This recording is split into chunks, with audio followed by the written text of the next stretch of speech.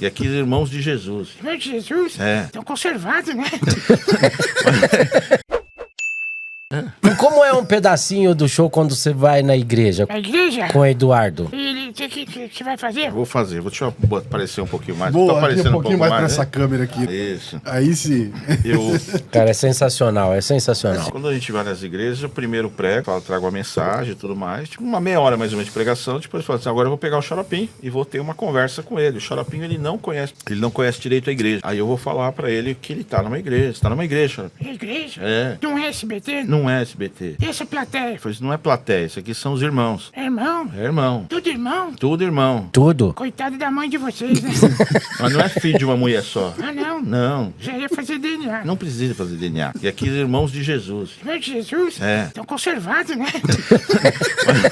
É irmãos que vieram depois. Irmãos que vieram depois. É, Xaropim, que louco, entendeu? é. Entendeu? Então, aqui é a casa de Deus. Casa de Deus. Isso, a gente veio cantar e louvar. Cantar. Isso. Hino. Hino. Do Corinthians. Não, no Corinthians não. Mas Aqui você tem que cantar hino que tá na Bíblia. Corinthians tá na Bíblia, né? Mas é outro Corinthians. Nós até ganhamos do versículo. O Corinthians ganhou do versículo? É, Na onde? na Bíblia. Onde tá escrito? Coríntios 2, versículo 1. 2-1 em cima do versículo.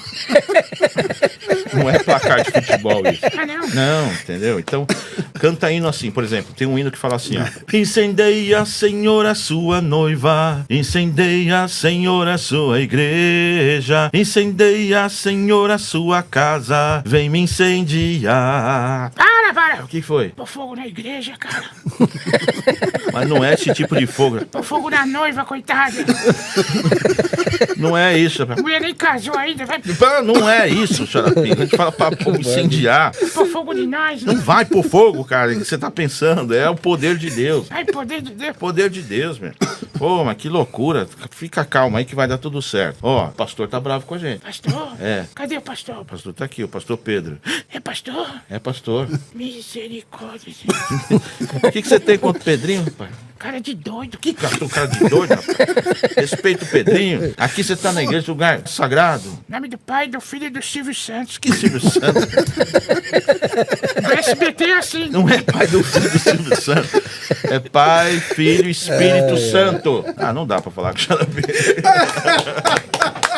Xaropinho! É uma Aqui no das- Salada uma- Cast, que maravilhoso! Uma das coisas Meu, que mais me surpreende quando ele manipula o boneco é que a gente tá tanto tempo junto. Eu tô há 26 anos com o Eduardo vendo o Xaropinho. Eu não consigo achar que é a mesma pessoa, cara. Dá-se a impressão, Sim. ele dá tanta vida ao boneco que você... Eu vejo vida no boneco. É uma coisa foi o que assustadora, eu né? falei. Ele parece que tem vida própria. Ele fala as assustador. coisas. É muito louco. As Eu ideias fiz, que eu vêm fiz ali. uma parte aqui da apresentação que eu faço nas igrejas, né? A gente brinca, conta umas piadinhas de engraçadinho. Pois é, tem uma hora que eu falo assim pro Xaropinho, canta um hino, tem um hino que chama Homenzinho Torto, você conhece? Conheço. Então canta o Homenzinho Torto. Havia um homenzinho Aí todo mundo tem que falar torto, né, Xaropinho? torto. Então pede pros amiguinhos falar torto. Quando chega na parte do torto, vocês falam torto, tá Tá, bom? tá bom, tá Vamos bom, lá. Xaropinho. Havia um homenzinho Torto, morava numa casa, torta, andava no caminho, torto, sua vida era torta, um dia o homenzinho torto, a Bíblia encontrou e tudo que era torto. Jesus endireitou. Vai! O que é isso, Ei! cara? O que é isso? Agora que vai ficar bom. Que fica bom. Chega. Agora que o fogo vai cair. Que fogo? Esse fogo não cai aqui, não, Xaropinho. Então, ele quer virar um funk, né? Ele quer... Pô, ele quer pôr fogo mesmo.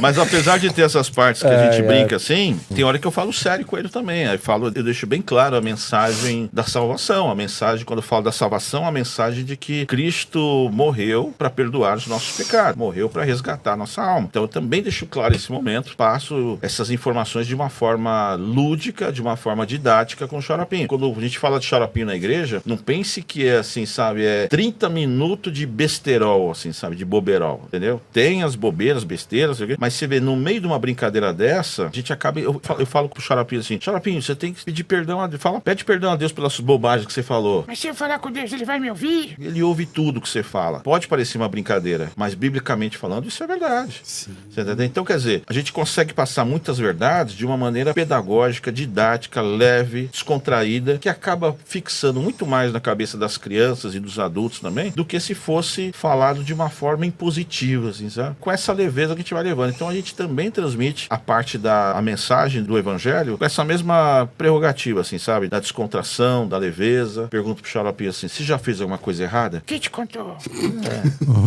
Como é que você sabe? Eu não sei de nada, só tô perguntando. Deus tá aqui, né, Pedrinho? Por quê? Fui revelado. Mas você fez ou não fez? Eu já fiz uma coisa errada. E quando você faz uma coisa errada, quem é que tem que pagar pelo erro? Se fui eu que fiz a coisa errada, quem tem que pagar sou eu. Tá certo. Agora, tem uma pessoa que tá aqui que pagou por todas as bobagens que você falou. Quem vai pagar pelos palavrão que você falou, pelas pessoas que você magoou? Quem vai pagar? Eu sei. Então tem uma pessoa que pagou. E pelo fato dessa pessoa ter pago pena de morte, pago com a vida, você tem acesso ao perdão, você tem acesso à leveza. Quando eu falo numa igreja que uma pessoa tem acesso ao perdão, que ela pode viver sem culpa, percebe isso? Aquela menina que abortou, ela pode ter uma vida sem culpa, velho. Ela pode ter uma vida perdoada. O pessoal fala muito de aborto. Aborto. Aborto estoura a cabeça da mãe. Estoura a cabeça de quem aborta, entendeu? Então, quando você chega e transmite uma mensagem de que a vida é possível sem o peso da culpa, você tá falando do aborto, mas pode ser de tudo. Da droga, do aborto, do adultério. Pode viver sem esse peso porque alguém cumpriu uma pena de morte, a pena de morte nossa, para que você tivesse acesso ao perdão. E se a sua pena de morte foi cumprida, e foi cumprida, se alguém morreu, Jesus cumpriu. Se Deus cumpriu a nossa pena de morte, tinha alguma coisa errada com a gente. E tem. Você tem dúvida de que tem alguma coisa errada com o ser humano? Não. Entendeu? Não tem como ter. Não tem como ter essa dúvida. Então, se Deus quis cumprir a pena de morte da gente, quem tem a pena cumprida tem acesso à liberdade. Saúde.